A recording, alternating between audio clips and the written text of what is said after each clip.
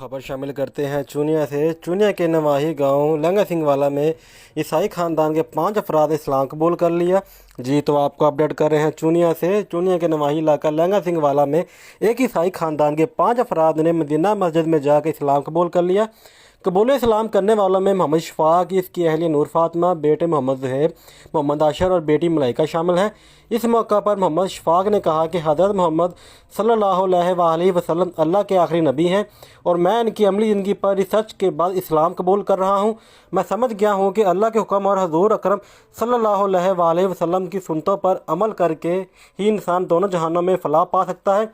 आज के बाद मैं और मेरे अहल खाना अपनी ज़िंदगी इस्लामी तरीक़ा से गुजारने का अहद करते हैं। इस मौका पर अवामी, समाजी और सहाफ़ती हलकों समेत मास्टर तारक, राना इलियास खां, चौधरी अब्दुल रशीद, मास्टर ताहर व दीगर मुअज़्ज़िज़ीन इलाका ने भरपूर शिरकत की। अहले इलाका ने इस पुरमसरत मौका पर दिली खुशी का इजहार किया। मोहम्मद शफाक और इसके अहल खाना को दायरा इस्लाम में दाखिल होने पर मुबारकबाद पेश की।